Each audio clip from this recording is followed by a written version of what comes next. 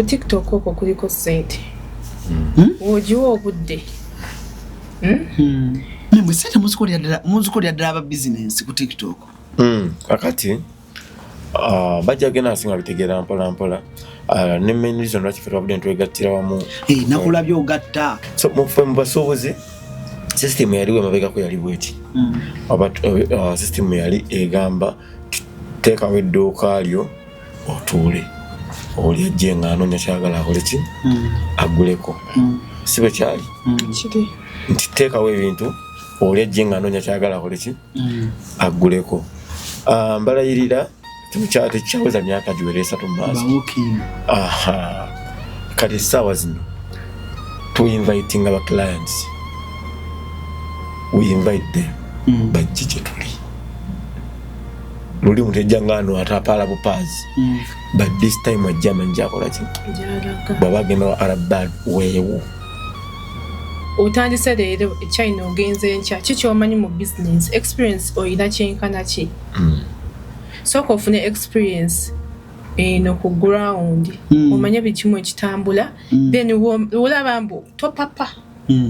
okupapa kutusuula nnyo topapa tobuuka level emu nodda ku ndala genda step by what step womala kati nkitegedde kati nkiyize mpira ba influencer abagamba mbu miliyoni 2 miliyoni 15 zisubire kyana nze kunze si kituufu toyinza ku advising mwana atandika kugenda na miliyoni 2 n'obagamba mbu kantumye totumya ground wano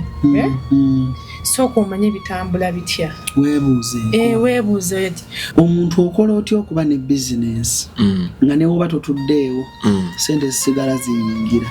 ate ng'abaana tebakubba kuba gwe nkulaba oluusi oba olina papa mulina bye mumaliriza oluusi oli eno ku papaazi oluusi oli mubayimbi ate obayambako mu bino naye nga nze akumanyi ngamba saalo ng'ali eno naye se ebintu eri bita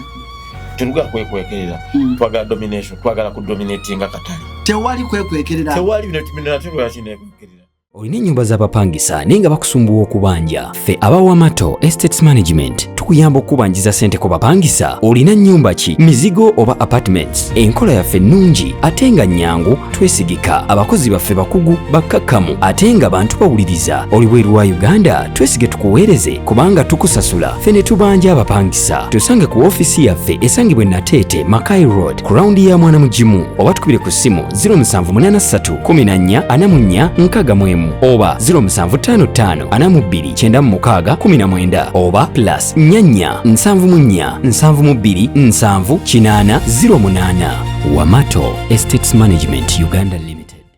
Views expressed in the following conversation do not represent the views of this channel. Kale nyongero banirizaako ku mukutu gwa Cruise Exclusive Allen Cruise gemanya nyongero banirizaako ina jemusinzidde okubanga ate mutulabire nabagamba ekintu ekiyitibwa okuba n'ekitibwa mu business kitandikira no Cruise Exclusive and nagamba nja kufuba okulaba nga buli muvubuka gy'oli tulongaza otufollowinga ku mukutu guno oba oli awo ufuna ku mukutu guno ekintu ekikuzimba si kuseka kokka si kunyumirwa kokka wabula n'okufuna ku internet n'ogamba nti bwe ngenda ku mukutu gwa Alan kubaako abantu aboogera oba oli awo ebiyinza okuba nga ate abinyongera ku bangi nnyo e Kampala abaana muli ku kyeyo ogamba bwe nzira e Kampala nkole ki oli waka ssente oziyina omusajja ssente aziyina akubuuza ekyokukola okole ki ogamba abamu bagamba business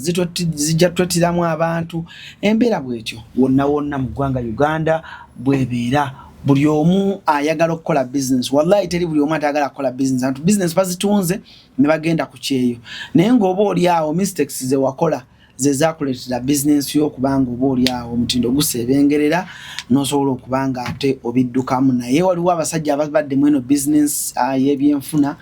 nga nkubuulire si bawala si balenzi ate ng'emyaka mito omuntu ateegomba tokulaakulana omuntu yenna anaakulaakulana weegombeko banno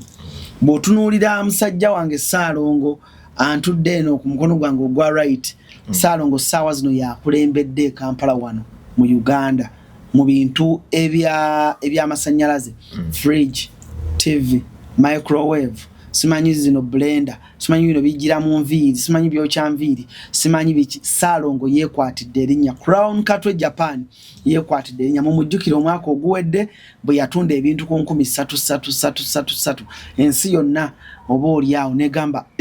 Crown Japan chechi. Social media emuyambye etya? Business ajja aze agigattagatta atya? Bitwagala okubanga ate tuwongera okubanga ate tufuna. Ku mukono guno ogwa right ninako omukyala saawa zino mukusuubula mukutunza ensawo ez'abakyala. Buno obusawo obw'omulembe mbutegedde brands ennungi ng'okwata akasawo banno mu kwanjula ku kufiirwa ku mikolo gyonna gy'ogenze ng'olyaga ng'olina ka handbag akalungi yeekwatidde naye omumuli mu kutunda ensawo z'abakyala ennungi asuubuza akola naye nga nkubuulira muwala muto emyaka ate bagambye 3 gawera tegawera 28 tegawera naye kati abantu badde abaana abo sente baboolezaamu sente abaana abo sente teziyinza kuba zaabwe kati oyo Crown Katwe Japan oyo ate yakuba waliwo omukungu amwolezaamu munnange nedda ebintu bisobokera ddala naawe osobola. Side eno nina hala bags mumulabye naye essaawa zino ku internet ali mu kwambukira ku speed ya yiriyiri. Nabagamba nange okumanya ku bya business kwensinga okwagala Crown Japan aninana nnyo era ntira nnyo mugamba era njagala okutegeeza njagala ontwaleko China. Bangamba bw'otuuka China mwabagenzeeko China mbwo omwaso gazibuka gati oyinza okubanga ogenze sibula buleega novayo ne firiji novayo n'obutebe bw'oku mikolo naye nga tukyali awo buuzaako kuba tulaba taata wange n'oluvannyuma tutandikira awo. Abatulabako Unclose Exclusive nekibera mbalamusizaako amanya n'eddoboozi Ssaalongo Crown Japan Katwe nga tuli bakafulu mu kutunda ebyamasannyalaze ebyewaka ne bizinensi nga tuli awo Katwe ate nga tulina ku mitimbagano gyonna eya social media yetaati. Side eno nina omukyala assalamu alaikum wa rahmatullahi wa barakatuh buuza kuba tulaba. Wa alaikum salam wa rahmatullahi wa barakatuh. Nange kamba buzeeko. Assalamu alaikum wa rahmatullahi wa barakatuh. Amanya yinze hala. Hala liva kuki? Hajara. Nina gye liva. Wagatta nyukuta z'abaana manya g'abaana kika kyonna nojjamu brand name njjamu hala. Business etambula etya? Business alhamdulillah etambula bulungi. Ensawo zimazeemu bbanga ki ez'abakyala? Sinaweza myaka 2. Atannaweza myaka 2 gendako ku TikTok nga tonneeyongerayo genda ku TikTok noonya ku hala bags olaba omwana ono kwayita y'edduuka gy'alina wallahi genda kwegombesa naye ng'ate mwana muto ebintu babikoze. Omanyi omuntu ayinza okubeeraawo olina agamba baawe yamuwa maama we yamuwa taata we yamuwa naye sente buli gwe bawa alina obwongo busobola oyimirizaawo bizinesi ontegeera. So saagala nnyo omuntu akirabanga excuse okitegedde tebagaana maama okukolanga bukyali oba taatawo nedda naye oli bw'aba yateekerateekera omwana naye nga ate n'okumusomesa n'obwongo bwa bizinesi ng'amuwadde that's a plus. Kitegeera tutandikire wano tugenda kukola discussion eno naye nga ffenna tuteeseza wamu. Ennaku zino abavubuka bagamba baboolezaamu ssente kubanga toyinza kuŋŋamba Crown Japan atunda pako ku 3,000 n'oŋŋamba nti hala ku myaka egitawera 3 alina capital ow'ensawo aweza emiliyoni 2 onfuna omwana omuto sente ezo aba yazijjawa kitegeeza waliwo aba bakola ki ababoolezaamu. Ntandise naawe Ssaalongo saawa zino ku internet abavubuka abato balina sente bavuga emmotoka ennungi balina amaduuka amalungi naawe yamunkutadde sente muzijjawa fe tugenda ku kyeyo tuli mu kweteekateeka visa twazifunye mugenda ku kyeyo tugenda ku kyeyo kukola mujja munonye sente tunonye sente okay si kibyo ogenda ku kyeyo okunoonya capital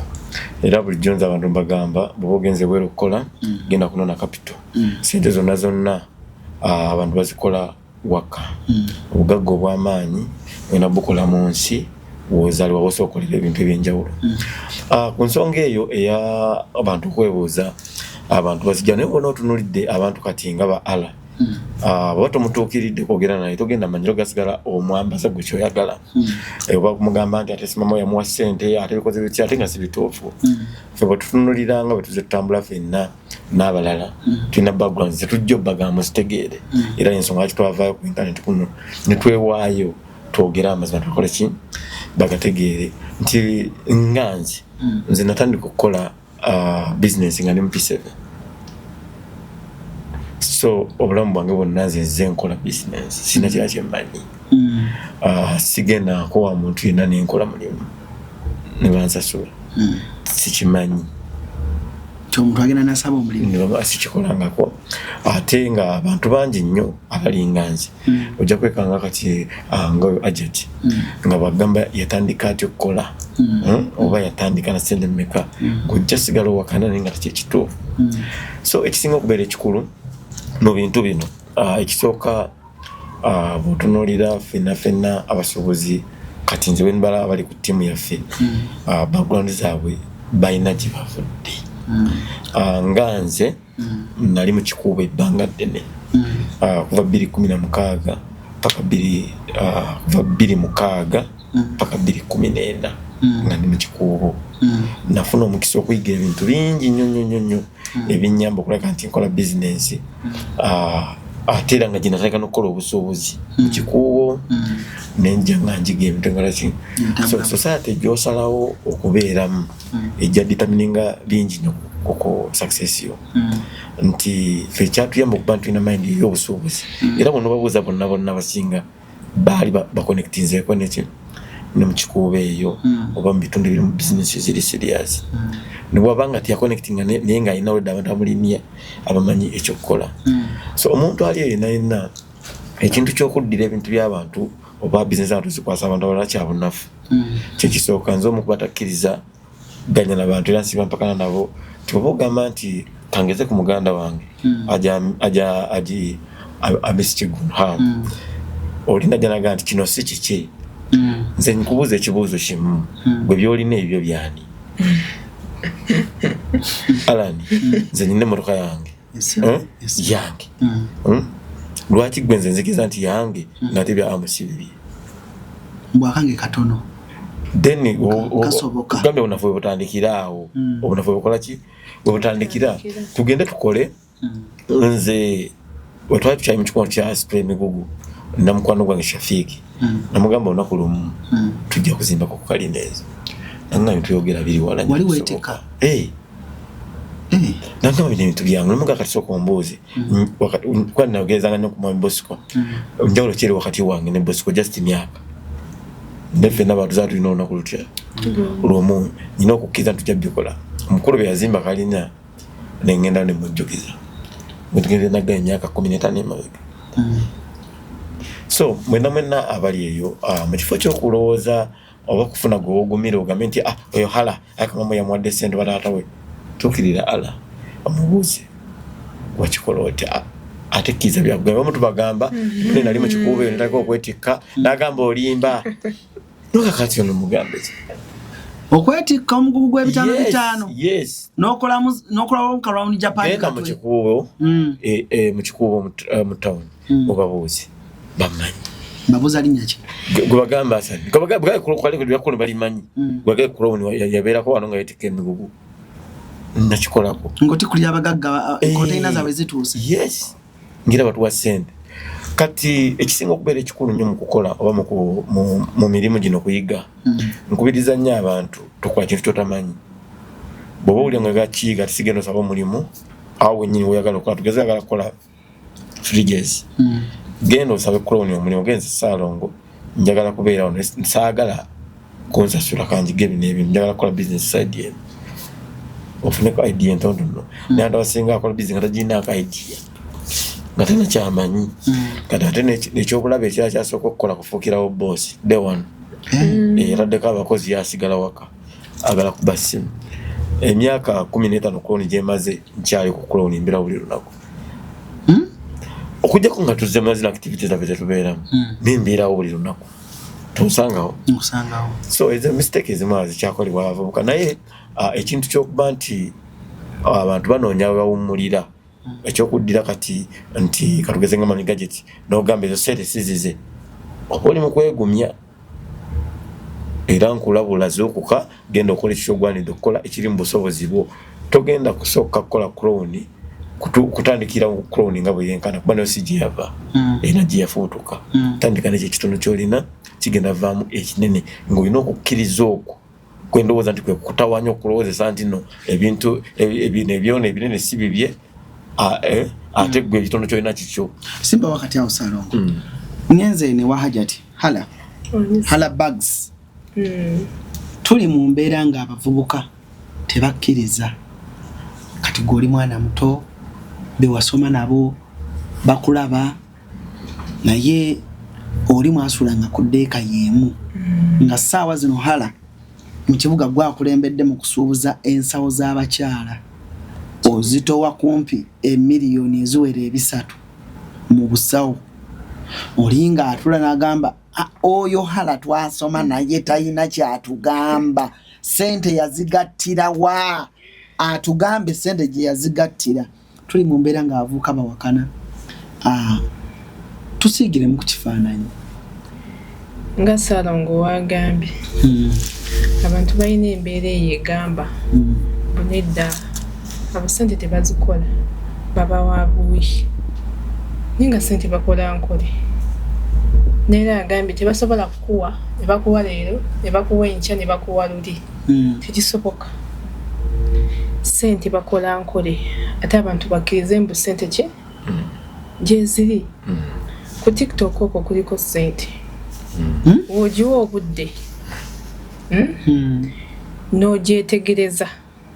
n'oteekamu buli kimu TikTok kuliko sente kuba ffe twakatandika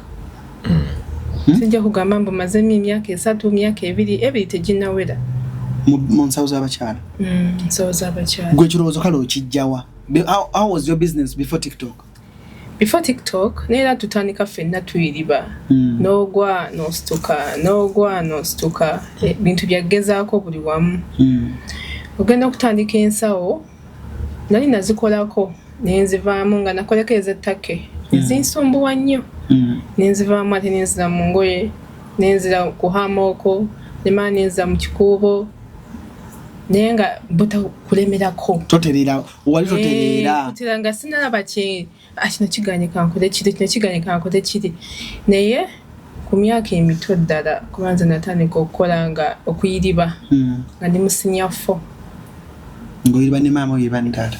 bazadde bange bombi basuubuzi kati background eveeyo maama ne taata basuubuzi kati nzize ndaba buli kimu kye bakola holidays nga tukola sente zisooka okujja mu mutwe buli omu wekiri era nze amuna like kindi musaayi ekyo wenkyogera obusuubuzi bukuli mu musaayi kugatta nusu ku nusu kugatta waya tewali atuwa tugatta waya n'ogezaako wano n'ogezaako wali nali mu kikuubo nendaba nga biganye eby'omu kikuubo neŋŋamba kati nkoze naye nga maama akolengera ne taata bw'ogwa waganya ngamba tukoze tutya kati tukolewe tukolewe tuti nga abasuubuzi bwe babeera akwata ku mukono neera bakwata ku mugezi tebasobola kukuwa ne bakuwa n'enkya gwe nyini gwalina okukola ki okwefubako twakamala wano okusoma neera sente ozijja sente twatandika TikTok eyo nga buli omu aseka tebajja kumalako bali eyo beswaza naye essaawa zino bebagamba kati sente bazijjawa sente kweziri ku TikTok nga Salongo wagambye kola nnyo butakola kiba kiyita batya buteesaasira nobeera mu bizinesi yo n'ogituulamu n'ogirowooleza nogamba kati nkoze nkya leero kati akatambula kati akatrending basalongo enaku zino balina akatambula kaneekwate ku salongo ki nyongereko katale kange kuba ffenna twagala ssente ssente gye twagala n'abo abali eyaboogera nabo ssente bagyagala ate bino ebyogamba mbu bali be bawa bazadde be byakwegumya nze wendowooza kubanga ssente bazijja mu kukola ffenna tulina kukola nnyo ate ffenna ssente tugyagala tewali atagyagala omuntu agamba mbu tagyagala aba alimba ffenna ssente tugyagala gwe ensawo mu kusooka kyakutambulira kitya ng'omusuubuzi yenna omuto ensawo mu kusooka tebyali byangu mu kutandika naye kulemerako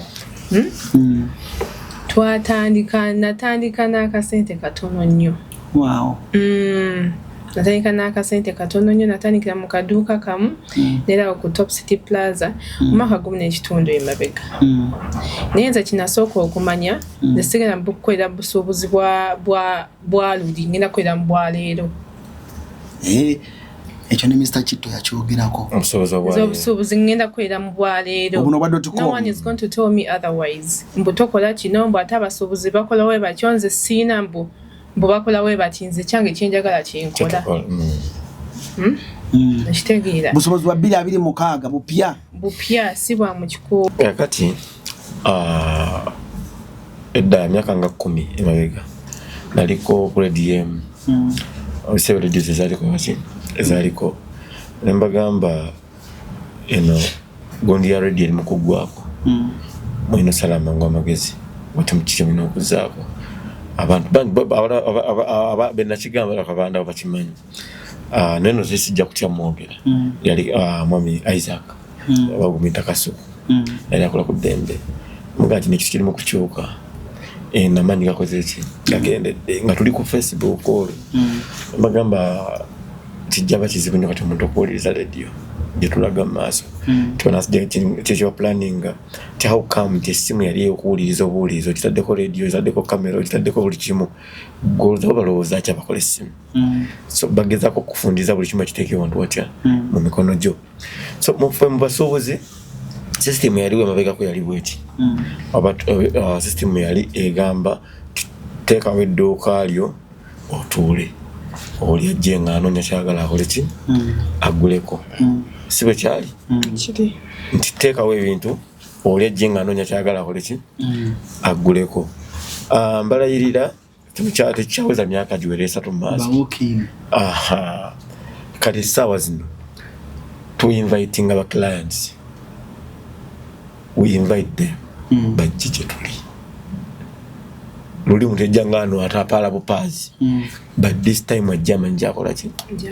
baba agenda wa Arab weewo nebo mulimba itakyasobola so a system eyo eyabiyemi neyakyuse omuntu ajja kwebuuza lwaki tufokasinze nnyo ku TikTok tugeza kukola ebintu ebyenjawulo kulaka ntubeera ku TikTok TikTok tool egenda okuyamba business zaffe okubeereza amaanyi nti abaaliwo edda bakozesanga nnyo radio ne TV naffe tugenda bikozesa but now kasiko tukozesa eki social media tutandike ng'ate good enough nti tulina n'omukisa naye oba tulina social influencer gwe kennyini osobola okukikola ya advantage y'amaanyi nnyo osobola okyekolera bulungi nnyo obuvumu mu kamera mu bujjawa tewali atabulina omanyi osooka kuŋŋanya bizibu byo nomanya kyolina okukola buli muntu asobola okuguma nga afiiriddwa naye bwesobeera nogaba nenze engumira ku kinga afiiriddwa naye bwomala ofiirwa n'omuziika wali oguma si bwe kiri ala muvumu mu bujjawa bantu baga sentya kamera sisobola kamera naye nga bizinensi muvumu mu bujjawa nze ati nga tutudde wano nga ngamba n'ontemako omukono sisobola kutuulirawo sisobola Alan Cruiser ntandika ntya ngenda kwogera ki kati ne TikTok weeri stock waba tannaba kutuulamu ate essaawa zino oba olina ba walking clients olina kuyisanga mu maaso naye nga salongo wayogedde tekigenda kutwala myaka 2 kuba omuntu aba gyavudde ng'amanyi wazze okugula n'omugamba ne walabagana amazzi ng'agasanze owa neighbor n'amuyita naye nga yazze wa hala oba tolina kyomugamba ye azze anoonya hala n'ombuza otya kati nga ffe tuli eri wansi mu kisenyi nalabye basement wansi naye omuntu ava ewaka muntu ayambala n'agamba ngenda wa salongo katwa yonna ejjudde byaki naye nze ngenda wa Crown Japan gye ngenda n'abalabye ba ku TikTok n'atuuka n'agamba nina pako gye nalabye mu tunda emitwalo 3 n'ekitundu gye njagala oli ng'agitunda 3 neighbor oba 2 kitundu ayagala niye 3 kitundu gye yalabye wa Crown Japan kuba yamwagadde ate abantu ba TikTok abo basiima balina love hala oli ava eri ewaka gy'ava nakkira mu basement naye nga bayiseeko ab'ensawo bangi kubanga abantu betuwangala nabo tebatuwagira tebatuwagira abantu abatulaba ku TikTok okwo be bajja ne batuwagira woba olinda mbu oli amanyi abo tebagenda kugulako nano best friend best tebagenda kugulako ne best ayina naye gyalaba ku TikTok n'agenda ayina baalaba n'agenda n'abagulako kuba kyoba olaba nze customer ye mukwano gwange omuntu akuleetera ssente naye gwe atali investment omuntu watuukira ozikkiririza kiriza brand yebe sina basement yoka eno wansi mu kisenyi ava eri ku Loom Street nakkirira ku Gazalandi nakkirira ku Hamu paka mu kisenyi ng'akuleetedde ssente Halabags gye tuli ku Top City Plaza kati omuntu oyo kati nze TikTok njiwera ddala ekitiibwa online marketing njiwera ddala ekitiibwa kubanga njifunyemu hala kankubuuza akantu kano gwakoogedde obadde obuuza omulabi atulaba sitoko nga tannakutuulamu kitegeeza ki sitoko okutuulamu nga buli kimu okitya sitoko akuzuukusa atya tuwe ku mboozi anti omulabako leero n'atakendeera n'enkya n'omulabako ng'oli awo n'oluli nogamba kati nsoze maki amagezi ag'omutunda nkoze ntya awo oviiramu kiri ekitengo zikutuulira ate ebyamwe byamulembe ate ebyamwe abakyala bidduka na mulembe okitegeera ate neggwako enkya nga teriika nga ate baleese kirala ate nga kino ekikadde okyakiina kati awo woozuukukira enaawe sitoko yakuzuukusa nze ba influencer bebanzuukusa waliwo yakulega akasente ba influencer neneebuuza ati ngenda basasula leero n'enkya neero neri lwakuba nti okugenda mu kamera kubanga nze ngamba sigenda mu kamera gwe nangira gwe yogera naye nze tonteekamu tondaganamu simanya kukola kibagitaba kyeno live nesisobola naye kyewunyisa era dotakambuuze ajati yaliko mu mbeera eyo abantu bootya okulaba nga bakuta vidiyo abantu boyitako mu kukubira ne bakulaba what's the difference nanti TikTok eyo eriko egamba kati bagenda kunvuma kati bagenda kunkola bino ebyo nga byotya kati bagenda kundaba buli wamu abeeri bandabe n'abeeno bandabe ebyo biba bikulimu so kati okeera ku makya ba influence okeddo basasula okeera ku makya nga stock antuddemu ate nga ndaba abantu batunda ku TikTok kuba olaba omuntu olabanga omuntu atunda abantu bagenda nnyo ku negative like bagenda nnyo kweri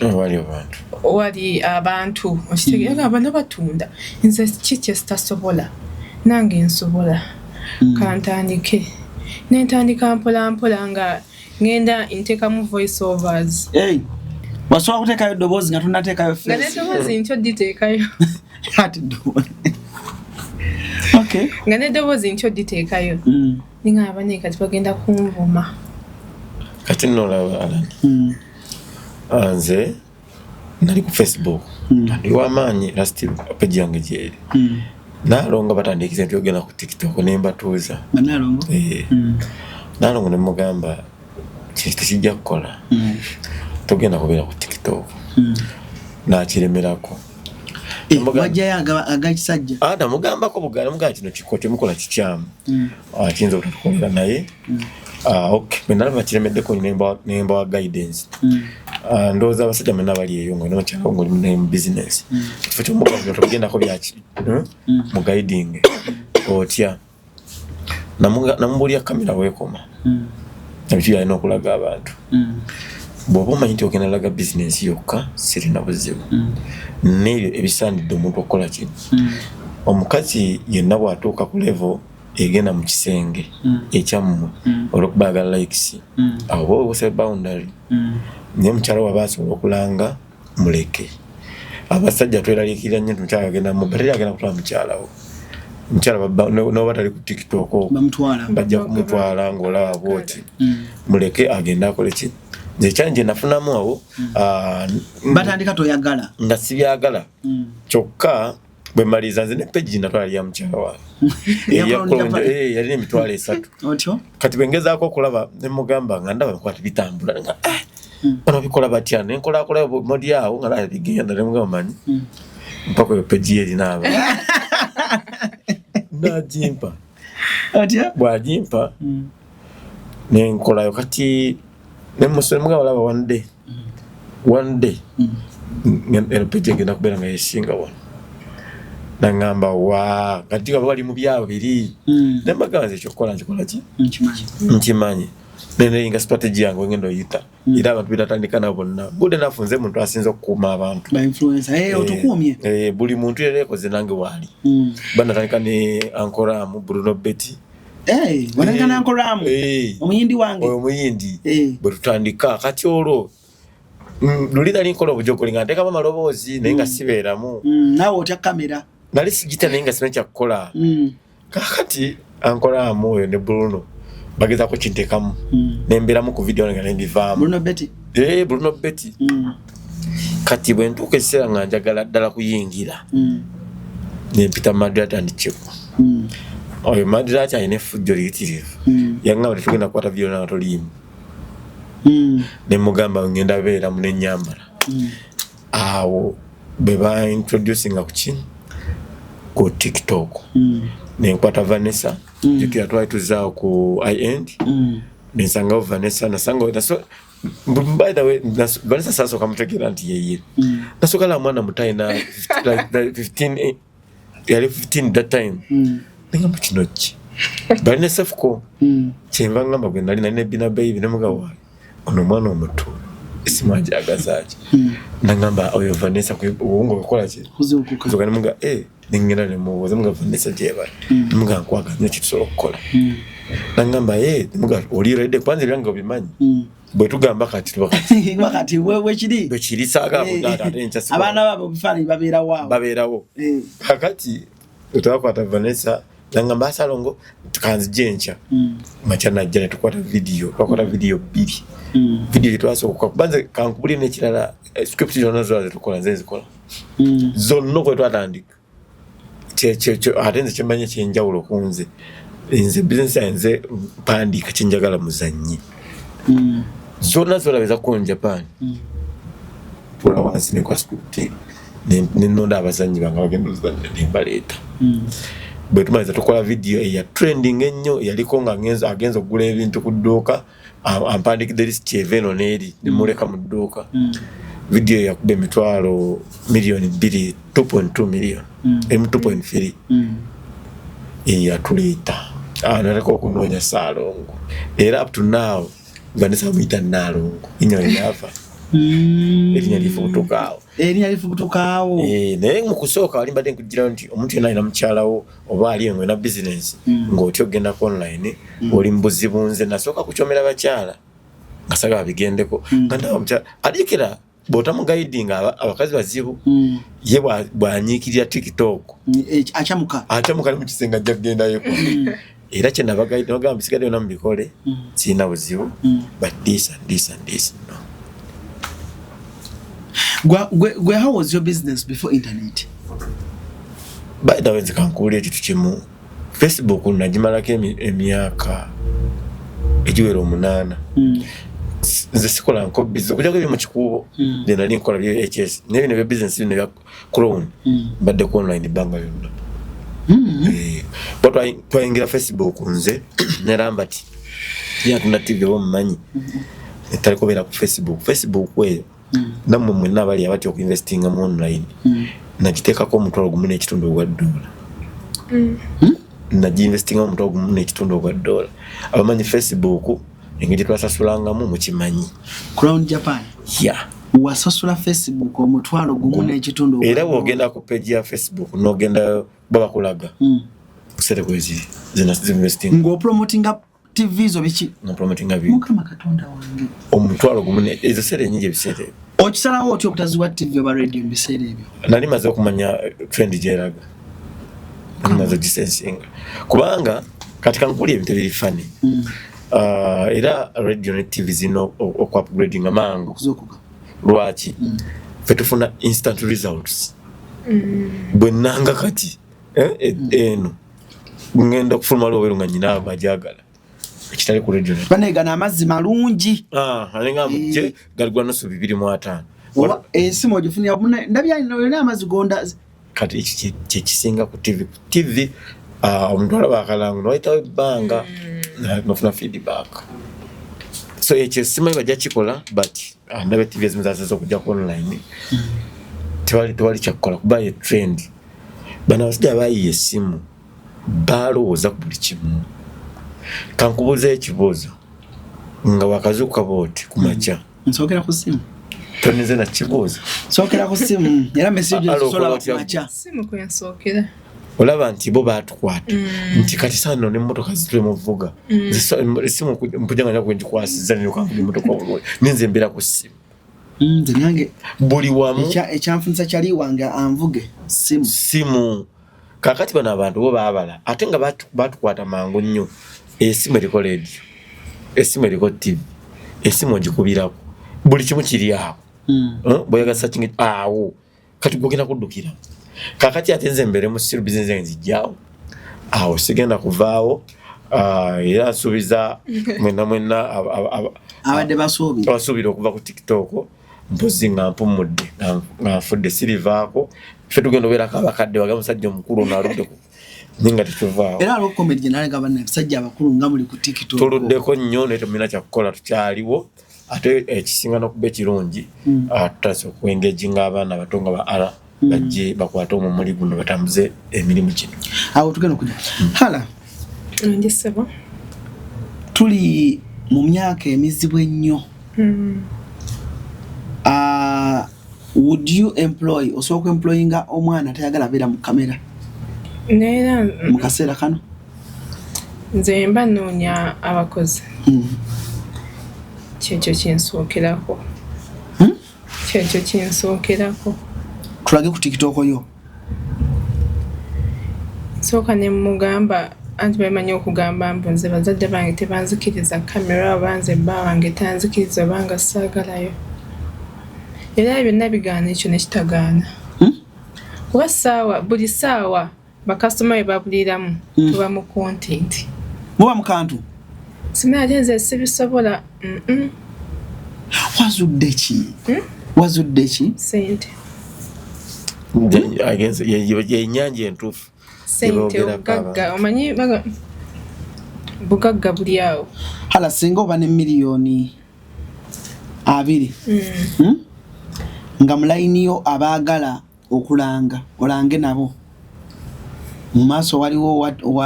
wa radio waliwo wa TV waliwo olupapula lw'amawulire waliwo wa social media. Ani gw'osooka okuwa ku sente zo? Tumalayo owa social media kati owa TV n'owa radio mbanga zaaki. Mbanga zaaki. Mwana Masaka nga awuliriza radio. Nga talina simu ate takyaliyo. Nze muzeeyi wange. Taata maama. Taata. Yasinga gwe nali manya atabera ku TikTok abeera busy abeera kino yankubira simu nagamba apita maama. Maama nakulengedde. Ng'otabuse. Yatandika nayo obiraba eyali tabiraba. Kati bakitegeeza buli omu ku TikTok kwali. Singa oyo weeri Musaye mwana watu amulabye ku TikTok. Nemwe sente muzikolera ddala aba business ku TikTok. Kakati bajja gena asinga bitegeera mpola ne reason lwaki ffe twabudde ntwegattira wamu nakulabye ogatta katala uno amugasseeko andale mami gadgets nalabye ono omusajja wo w'ekyengera yani ono wa Robert Networks waliwo omwizi taya ndaba nsambya kwali muli mukola bagagga kwagalana 2026 kibiina kipya banna sanje ekidako kigenda banyumira mmwe bagagga bato so focus ya facinga kitadde kugeza ku marketing business zaffe kubeera visible eri abantu batutegeere nti bwoba oyagala ensawo manze kyenjagala tetuga kwekwekerera twagala domination twagala kudominatinga katale tewali kwekwekerera tewali binaterwa kinekwekerera bwoba oyagala fridge teri kwebuzaabuza ate ngende ino olina kugenda kukulowo bwoba oyagala ensawo nnungi teri kwebuzaabuza gende wa ara era fast obanga zeje tuyagala gadget z'abaana genda mu gadget tetulina walala wetumanyi era nga n'abantu bakakasa nti wano waliki gadget z'abaana oyagala mipiira gya motoka genda wa mwizi tetulina buddi fani kyagenda wansambya oyagala bibajje genda wansambya so twagala dominating akatale in positive way in good way tetulina kugenda lwana naye fiti tugenda okukola kukakasa ba customer nti ffe tulina ebintu ebirungi tetugenda bana muntu tawana muntu yenna tulina ssuubi eryo wabula ffe tugenda kugezaako kakasa nti bwemba bakasaba nga bagula fridge ne kooka bebamu be bagula ensawo nyina obbalabula nti mugende wani wahala bagende wahala nga maze baguza ensawo bamubuuza nti bitanda ebirungi bitundawa abalagirire wani owansambya batuuke wansamba amaze okugula ebitanda n'eki ate balina abaana bagala gadget zino ez'abaana okuzannya biki ebyo abalagirira omwami gadget bwettu twagala kyeni yaffe koleki etambule so tetulina lutalo na muntu yenna ffe tuzze kudominating akatale in positive way era tulisobola okutwegattako gwayagadde hala lwaki wayingidde umbrella ndaba sente sente weziri okwegatta gemaanyi okwegatta gemaanyi omanye okuliraana Salongo Crown Japan katwe Crown yakabye abasajja abalina business eziddemu emyaka 3 omwaka ogwo nga buli omu mu Kampala ayogera ku ye agabuga pakazi gaba bugabe kati awo wewali amaanyi gali mu kwegatta nga wayogedde towali getulana lwaki amaanyi abavuka gabaweddemu nnyo mu business amaduuka bagatunze bagamba amaduuka abantu tebakyajja obeera mu lunaku lulamba kubanga ne sente si nyangu okukola si nyangu oli tavaina gamba mbu sente nyangu okukola si nyangu naye kulemerako kati gwe weesuubulira Yes sir. China. Yes sir. Mama. Obirabye? Mwana muto Yesu bulire mali ye. Yeah. Hala kitwala ki? What advice can you give to omuntu atandika? Would you advise okusoko sobule wahala? Would you advise me okusoko gende China obe Dubai? Kale, go advising omwana atandika. Nali mugambya asoko asubule wahala. Oba asooka asubule wa Crown Japan katwe oba wa mami gadget asooka alabe kyonna kyayagala kyonna asooka ayige business weetambula kubanga otandise leero China ogenze nkya kikyomanyi mu business experience oyina kyenkana ki sooka ofune experience no ku ground omanye bikimu ekitambula then wolaba mbu topapa okupapa kutusuula nnyo topapa tobuuka level emu nodda ku ndala genda step by what step womala kati nkitegedde kati nkiyize mpira ba influencer abagamba mbu miliyoni 2 miliyoni 15 zisuubula kyana nze kunze si kituufu toyinza ku advisinga mwana atandika kugenda na miliyoni 2 nobagamba mbu kantumye totumya Soko ground wano soko omanye bitambula bitya weebuuze ono supplier wo wa wano from Japan yakikola atya nkoze ntya customer baagala ki item ki gye basinga okwagala experience osooka ogikole ki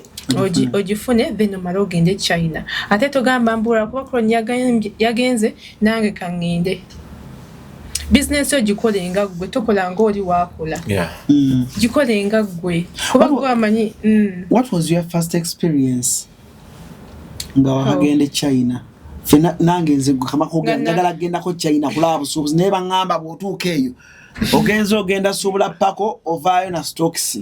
Gana hagende China batugambye ebintu bya rais.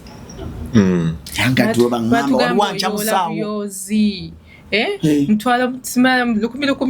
mtwalo ba influencer ngawo mani milioni 15 sura milioni 2 balimba na ate China twaye sente zimala nogane billion tezimala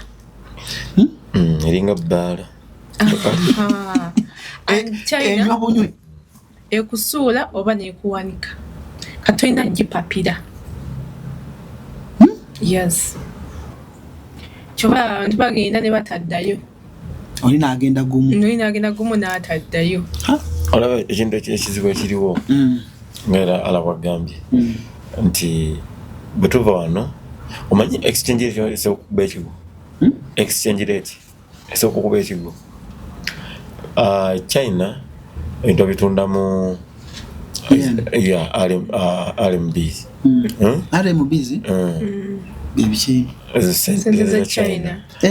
ate wano bwova ogenda na $. So sente zikyuka emirundi emeka ebiri lindako China temugula mu $. bo batunda mu RMBs ate batunda mu PC bedazini ebyo gwe bimanyi kimwe kitunda nga biki ngocho ngena tunda wenda ebintu sobozesebwango obokwa importing naye nga abagambye abantu banyu bafunye obuzibu nti nyamyo komika ngende ensubule e China ati batugamba nze ndowooza esente China notika ebintu bali emyezi 3 n'obitunda emitone nnyo emyezi 3 n'obikola ki kati bwoba olina sente entono milioni 2 on rent biki ebisobola kulya sente ezo so ate bwoba okoze wano rotation ennungi wano mu kibuga mpa ngamba alina milioni 2 ekintu ekituufu nange nkitunamu nga kituufu so bw'ogenda wa ala n'osuubula ensawo n'ogiryako omutwalo 2,000 oba gwenda ogenda mu megeti n'okusuubuza n'olyako kati rotation nebange ina speed so masse eyo ngomaze okulya ngo ogumye nga nobwo kwata milioni 5 n'ogateeka eri business yesigaleeta to buzibu naye ojja kujja ne milioni 3 olwokuba yagagenda ku eri fine settle sozifuna naye nze bonosuubuza milioni 3 ng'ogenda lyako 3 amagoba emyezi 3 bw'oba olina edduuka la milioni 2 bijja tumaze twako bakadde 6 ne expense endala ogenda ganga okoledde ki bwerere so nga ate emyezi 3 gino oba osigadde rotating sa sente wano ofunamu so ekyo gende China okusobola kirungi ne mu kiwobudde programming bulungi ya programming bulungi olyoka ogende so papa okimportinga ya waliwo scenarios nyingi gwe totamanyi ng'otunulidde butunulizi kufuna container esobola okudireyinga esofuna obuzibu kati jukira oli mu group age kuba olina milioni 2 ndegezo ogenda kutikka ne banno omwaga abasatu baganda otekayo sente ebere mu mbasi egene mu damage etuuka wano mu custom naye baganda ababi baganda otekayo sente emalao ku musole banga waliyo challenge endala y'okutikka batabatumye jukira olina milioni 2 bw'olinyako mbogende China milioni 6 oba 7 titogenda kukola oyagala otumye kali mu kutumya aho bayinza okutika ebyotakoze eki newe mbanzi nze nja kuwayo example emu natikako ku tables zino zebakolerako mu bakery ne bampa size endala etali ntuufu pieces zaali 6 buli table yakadde kamu n'ekitundu up to now nzina mu store what if nga capital gwali oyina what good day so oba ina sente buli table ya milioni 4 ngabola ziri wa papa mukama katonda wange milioni 6 bintu bingi zinaleta ko zino displays batekamu ebyokulya spray munasigala e China ngazito sewano pieces bibiri uzina namba umazino sasula omusolo store twasiba wonsibe jijigwe etandika kunawo nyange tujusaba ngati bingi so batujja ko wanfuna omukisa ogujja kono yako awa cruise tukugamba gwe kiva mugwe tetulina gwe tugamba wabula by the way nekirala fe twogera bwogeza okusala kuli joli fe tukusalirawo tukuwayirayitingira kino tyoyonga oyo from Japan nga atunda nyo zi fridge nga zitambula nange kangende ntumye zange China fe tebagala tugende ogenda tewali buzibu era batukayo bagamba bannange kiri eno bano tebatugamba bulijjo tewangamba nti China ye hot cake Dada jeziri mugende naye mbere begendereza nnyo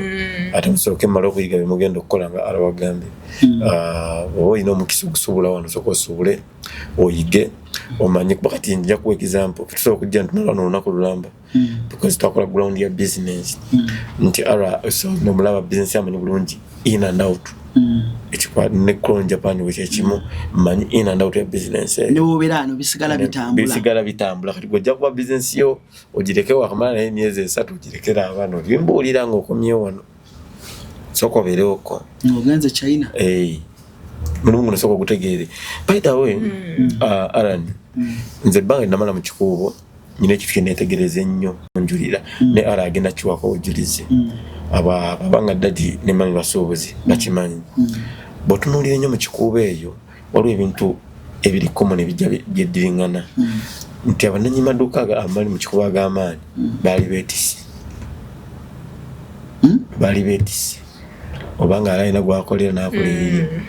tosobola kuva gy'ovudde na ssente n'okola bizinesi mu kikuubo nebeerawo ojonyoka ne ssente zennyingi bonna bagwa ne basimbawo bonna kubanga tulina experience kintu kikulu mu business kiva abantu bagwa nanti kati ennaku zino abavubuka buli omu atandisa business but they don't have experience nene nnyo eyambako bintu bingi togenda gifuna kati mbunnaku okoze bukozi kasala katono ogifune sobola nga sala ngo wagambye osookera mu kino nodda mu kiri like hala kankubuuze what are lessons because you come from family y'abasuubuzi what are lessons ziwayiga ku mami ne dadi mu busuubuzi ng'olaba oba oli awo zikuyambye okupushinga your brand Hala Bags okutuuka weeri consistency muki mu business showing up every day no body down show up yes consistency kirala ekimbadde ngenda okwogera gundi trustworthy okubeera omwesiga mu business yo kikulu nnyo ekirala embadde ngenda kwogera ki like manyi n'obusuubuzi bwetaagamu pressure obutabeeramu pressure tokula obusuubuzi bwetaagamu pressure not busuubuzi bwokka obulamu bwetaaga ekintu kikujja mu comfortable zone bweteeko pressure kati waliyo abavubuka abamu naagana owasa agakubeera free obulamu bwagezaako olaga nti lwobeera nga weetadde mu position gwe nti oli free tolina gy'olaga kati bano aba beeteekako pressure ez'amaanyi balaba nti alina edduuka eddene erisinga kumpi mu kibuga ery'ensawo ku myaka egyo nti ye bakuva mu comfortable zone kati Hala milioni 2 oba 3 ziyabadde akola mwaka 2 ate alowooza sasula munsi rent so end of the day ogenda kusanga omuntu ali very strong n'enjala empanvu talina Hala trip twazivaako vacation we don't have days off Monday to Monday tukola anonya se buli sente gy'oba ogenda oteka mu vacation olaba mu nsawo ndaba mu nsawo ndaba mu katoni olaba mu pieces buli kimu ngamba ate nkole kino ate nga house party tokyagenda tewali day off ate bangamba mu busuubuzi ssebo mugatta 10 yeah busuubuzi kulika magoba ensawo hala n'alyako 2 n'alyako 3 n'ogatta bino byona kati mulimu nga tulaba mu buziweza kakati nogolawo ekitwawula n'abalala nti tukikola buli lunaku ng'ojja genda okutoddirira $5,000,000 olunaku lumu ogenda ospendingeko ffe tukikola buli lunaku day by day buli lunaku yes ate nga for sure gitulaga tukola ki tulabayo nze nsiba ngamba abantu and ekitu challenge ensinza okufuna mu bulamu ebadde nganze era gye sandyagadde muvubuka yenna oba omuntu eri agikole simanyi ba alaye bwali naye nga muzadde yenna ali eyo wandikoze nnyo ekyetaagisa kyonna abaana baleme kukolerera kuba kimenya nnyo nti nno ng'abaana balina okukolera okukulabira bakugulire poloti bakuzimbire n'enju so ffe bazadde kati abaliwo tugezeko okulwana ennyo kati tukola ebintu ebyo nti abaana batandika ebyabwe bagende kati nja kuwa example ya principal Robert Kyagulanyi Kampala alinayo ekirooto kyazimbira taatawe ennyumba nemutogere kiriimu Kampala akuza akola bibye nojja kwekanga nga Alani alina okukwata agule poloti atazimbire maama w'enju oba oli mukudda mabega so kati ogwo omugugu bwe tweteekako obuvunaanyizibwa nti kijja kuba futandika okukola ebintu ebyo abaana batandika byabwe tubawewuleko era abaana basinze okufuna obuzibu bw'amaanyi nti ate agenda ku kyeyo n'akuba ekyeyo n'afuna $1,000,000 aga alina agazimbira maama w'eki ate nga kyetaagisa naye nga bwetunuulira nti waliwo obunafu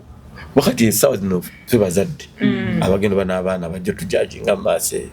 kati naffe twerwaneko tukole bye tugwanidde okukola sikkizigana muntu yeesaasira nze bano abaana mbeegomba nnyo nti artist bo bategedde mangu artist at 24 oba 25 oba 26 amanyi nti nyina okukola bizinensi okitegeera naye bamaama baffe ati 40 lwalowooza okukola ti restaurant nokaka kyonna ali ku kijja olumudala gw'emmere manya ate nteerawo kino nkole kati ndemubuuza ogenda kukola ki simawa nabimugaana mugaana no obudde wabwonoona katutuula wansi nkutegeerere mama wamugamba yes talina kyakola muga tuddamukola kitu toddamu nakunga kitona nti kirimu okukola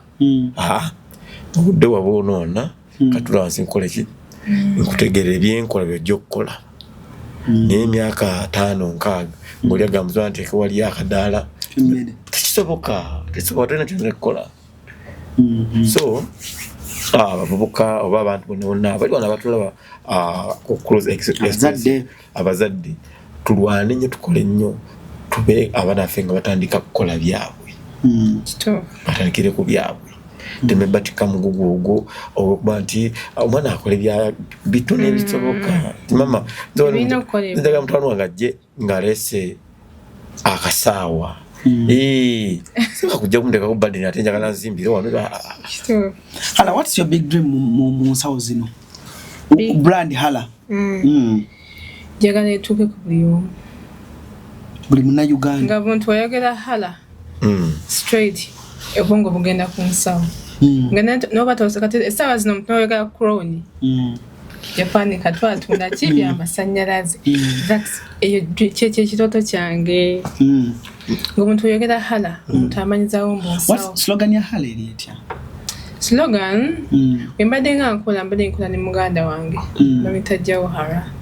kati we nali nnoonya erinnya naye nga nafuna erinnya eryangu lya buli omu so I have that nina oyo muganda wange bamuyita Jawhara neŋŋamba kati ate mwagala nnyo bwe naakwata tinenya nenjawuzaamu lijja kwanguyira abantu nengenda ngattanga teŋŋamba nkwata Hala buli omu omukadde omuto omuti omu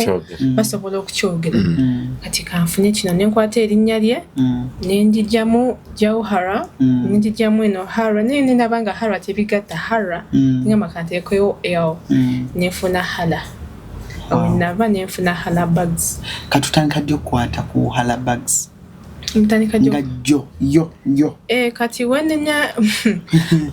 bakati right now otuyina ffenna brands ez'enjawulo ez'ensawo kati right now twagala okukwata ku hala Masawo kubanga nalabye Crown Japan sebo Crown Japan sawa ina mu era nakulabye oyina bye watuleetedde sebo ebya CJK ekigenda kyaffe nga tiimu kuba nti owning our own brand fridge nga za CJK hala ng'ensawo zonna nga bola miji nga teyatusira gye mbaddemu wano yeno gyobaddemu yamamiji yatuze nga atudde ennungi beeyi rayisi nnyonnyonnyo mugenda kunyumira anabatajambadde n'akawunsebo yambadde mami gadgets mwina umbrella ayagala obegattako akola atya mu umbrella eyo twetasoba ne TikTok account mwina ne business so fanaye maasawo tujja kubanga tuteekawo enkola ezijja okuyinga naye kati sofa osobola okujja notwegattako Salongo tunatera okuba nga tumaliriza omuntu okola otya okuba ne business nga ne woba totuddeewo sente zisigala ziyingira ate ng'abaana tebakubba kuba gwe nkulaba oluusi oba olina papa mwina bye mumaliriza oluusi oli eno ku papaazi oluusi oli mubayimbi ate obayambako mu bino naye nga nze akumanyi ngamba Salongo ali eno naye se ebintu eri bitambula kakati mu nsi mulimu ekibaita system zibeera bbiri waliwo physical system eno ey'abantu like nozimbira abantu mu system osobola coordinating nabo bulungi then obeera ne system eri controlling a business tinze nomboomboza essaawa zino nti jjuma atunze biki ku dduuka I just open my phone nti bino dduuka lina stock bot nalweki naye nga ekisinga okuba ekikulu kuba system tesobola kuloopa mubbi esobola muloopa but tomorrow after stock taking but abantu bozimbidde mu system yo bali trustworthy nze olwo nyina ekizibu kimu nze ndoza nze muntu omu atatya kwogera nti nina abakyala basukkamu omu but the main reason twali tulina vision fenna era mmala kwetegereza nti ono namalanga kwetegereza nti ono ekirooto kyaffe akitegeera then tutandika otambula fenna era branches zange zonna ziri mubakyala bange that is number one. Number two nenga nzimba abantu mpola mpola betugenda okutambula nabo so sina mukutya konna okujjako kabaalu yagenda nakwesolo kujjukujjwawo naye kabaalu yakola atya yagenda nakwesolo kujjukujju tumunoonya n'awanvu omukono naye ku bantu balinga kabaalu n'abantu abaluzinga opportunity olw'okwagala okufuna amangu you lose trust kankwe amawulire amabi nze kakyanga mbeerawo sirako muntu awangudde nga bbi kyonoona buli kimu ekisooka gwenze nyinza obutakulaba n'abali bajja kukulaba but Katonda akola ki akulaba nti nze sisoma nnyo bayibuli naye navaayo nenetegereza amateeka 10 Katonda yateekawo ebibonerezo ebikakali ku mateeka ago buli lyomenya lyabalinga lyatuddiraddiramuko ndoza amaana asaasira busaasizi ndoza lyobutawulyo toyendanga eryo amaana alabanga naye nalyo lirina ebibonerezo byalyo bobba Katonda alina engeri gyabonereza omuntu abbi botta Katonda alina engeri gyabonereza ki omuntu asse so bukulu kabaalu obulamu bwogenda okwolekera buzibu naye obulamu bwasala okukola ki okubeeramu yeyokka eyatucyankalanyamawo naye nga safa sogwe tetulina buzibu lwaki bwentandika business mwe abaludde mu business muŋŋamba lindako okukola branches naye nga nze na business yange eboominga branches riski y'amaanyi ndaba Crown na branches nange kakati kankuwulira ekintu kimu nyina capacity ekola branches 10 naye olaba kisizirina so ekikulu sikyakuba na branch era saagaluddewo erimba embuwe nabe na branch nyingi genda kukola oyina abantu oyina system esomanaging branches ezo bw'oba tonnabifuna kakana kubanga sente zibajja zikubbako zonna ziggwewo bwakati bw'oba mukyala kati nga nyinza obutamuwa nnyo magezi ago bw'oba nga tanazima system eri very strong lwa nsonga eri emu nti ye talina gwagenda wasa naye nze nsobola okunoonya omuganda ngamba nja noonya omukyala nga bwati ne bwati muteeke mu branch bweti ajja kunkola byenjagala okitegedde naye kati ku mukyala akola ki ojja kufuna sisita we simanyira mukozi ogenda kwereekana ojja kufiira bwereere beera ne branch yemu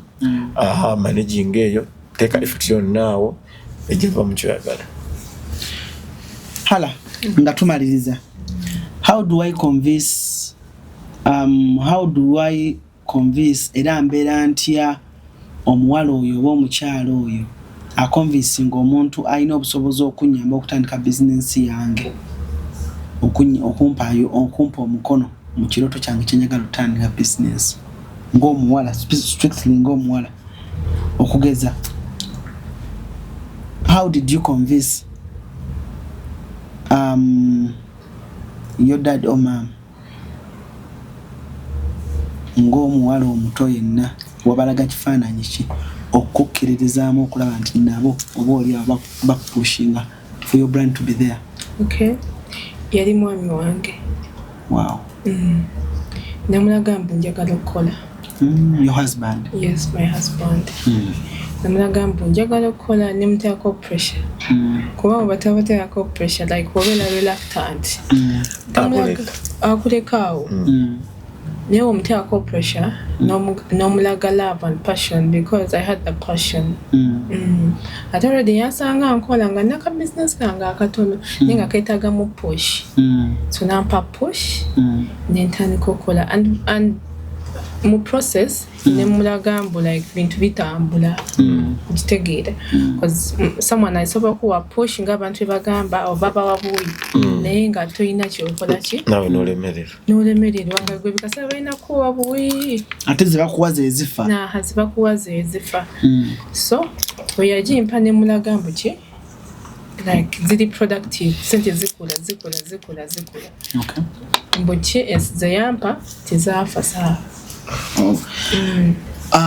Salunga obubaka obusemba obugenda eri abantu biwa obubaka obusemba obubaka obusemba mwena abakyali mu mikono gy'abantu abayambibwako oba bakutte ku mukono njagala mbajjukiza ekintu kimu nti omwana walemera ku mabeere bamutwalako ne mukyalo n'agavaako lwaki lwambaka so aleka kubeera mu permanent okuba nti oyambibwa tandika okulowooza ku self employment nti bw'onoobeera awo gwe nolowooza nti ogenda beera mu mikono gy'abantu abakuyambye nkuwadde amawulire amabi nti omwana bw'alemera ku bbeere tulisiigako ne kamulali naye nga ffe twalimuyigiriza so bw'oba ogaanye okutegeera tujja kukaka mwena abadde batulaba tuyanzege nyongera okutumirako ku bannange bangi nnyo naye ngenda gwe nerabidde oba gwe nabasitumiddeeko olulala nja kuba nkola ki tumira ngenda twandika ddala Kasozi Nsambya nga ntumirako omwami Segujja Ivan omwami wa Nsambya Furniture Workshop ntumirako Mami Gadgets ali awo ku Pioneer Mall ng'atunda by'abaana ebyokuzanyisa ate ng'atunda n'ensawo ennungi ez'abaana n'engatto njatumirako Bags nga atunda sawo ez'abakyala naye bbeeyi nnungi nnyo olw'omukyala yagenza nagulawo ensawo nnyingi nnyo bamuyita mukyalani ngerodde erinnya yagenza nagulawo ensawo nnyingi nnyo kiduuka yatunda speya Silvia Autoparts naye ali wa Kiseka Robert Metalworks ali Kyengera SBN oyo atunda byatika awo ku nnyumba kubwa waliwo abantu bange basatu waliwo SBN waliwo Bam Appliance waliwo ne Joy Appliance tumirako Zula Solution sako ne Zula Lusania abo bali mu mmere oli atunda by'amasimu atunda mmere sako ne Luwombo ali kutula road aho atunda mmere ennungi abalala bangi nnyo muli na komiti kamwe ssebo bwe katula so musobola okwegulako mwenna wiiki bumpa obudde tubalukesa nga nkyakuwa layini y'abantu etambula mukulike mu omupiira gwaggwa naye ng'era tulina ekiddako this time tugenda batuyita omupiira yalina owangula yawangula kubanga Japan Cup mu mupiira tetukubwangako naye era nga omupiira oguddako tugenda ba wakati wa Bags Mami Gadgets Bags ne Mami Gadgets bogenda beef tiimu yewera Nnyo. Nera twaliyo. Onaasobola enduulu. Timyahala tebagikuba 5. Yeah, agenda sigala still ala agenda kuba ali backed by Green Point. Ate nga Birmingham Jets agenda wera backed by Blue Point. Okay. Kale Mamyala sibula abantu be wano. Ngamba sibula nyongera bajjukiza mbu tutunda ensawo ku Top City Plaza tinako branch 2. Eyo mu basement ED60 main branch yaffe ne ED70 eyokusuubuza ensawo n'obwena kasente akatono osobola okutandika mitwalo 10 ofuna ensawo 10 nga lwaki tojja n'otandika ensawo mitwalo 10 ensawo 10. Wow. Kakati tulina ne branch endala ku level 1 nera ku Top City Plaza kuliko ensawo z'abaami backpackers abaana badda ku ssomero bu crossback bw'abaami obw'abakyala byonna. Kakati gwoba weetaaga ensawo ku Top City Plaza ku Halaback Store wekigwera jangu osuubule jangu n'akasente akatono otandike naffe. Ntumirako mikwano gyange ntumira ku mukyala Sobi Queen atunda ebintu by'abaana. Ayina ne branch ebwayise mwagala nnyo. Connection eno yonna gy'olaba mukyala oyo era mwagala nnyo. Ntumira ku mukulu Nsambya Furniture Workshop. Webale nnyo ssebo weebalire ddala. Webale nnyo ssebo weebalire ddala. Nsiima nnyo. Neebaza n'omukulu Saalongo Konja Pan Katwe olwa platform eno. Nangambye hala jangu tugende. Mugamba Saalongo n'abisobola nangamba jangu tugende. Ssebo weebale nnyo weebalire ddala. Crown yakutuusizza wano? Yantuusizza wano. Okay. Ntumira abasuubuzi bannange bonna mujje mutwegatteko wante waliwo gundi awalana gundi tuli mu byakola ki mu byakutunda ffenna twagala kutunda tetwetega kwefuga katale tewali kirogambo kirala katale mujje mwenna mutweyongeko ate nnyongera okwebaza Saalongo Konja Pan Katwe olwa push eno n'omukulu Nsambya Furniture Workshop for the kino kyonna bye bakitandikawo mwebale nnyo mwebalire ddala. Okay, kale enamba oyina enamba gy'oyagala obalekera baagala okusuubula? Enamba eri 0702359828 tuli ku Top City Plaza opposite Neham Block R Kafumbe Mukasa Road etusangibwa. Amina. Saalongo Kigali ndoza okwongerezaako manyi nage tuli bangi badde nongera okukakasa nti tumirako baganda baffe Ashiri Jupiter ali awo ku Ham atunda ayingambye alina engatto ya layisi nya agitunda kakadde ngattemu ayinawo neza layisi naye yangambye wagikuwa noddamu n'ogisanga ewalala n'omuntu ng'ojja kuwa kakaddeko awo ali awo Ham. Then waliwo Central Bags abaliraana bya Neste Bags. Omanyi kino ekitu kyaffe kyanjawulo nti tewali byakwerumaaluma. Central Bags, City Bags, Ara Bags bonna babeera wamu batambuza omulimu gwabwe bali batunda suitcases n'abalala bangi nnyo. Tuyanzege Unstoppable Force atugenda batu babulira ekiddako essaawa yonna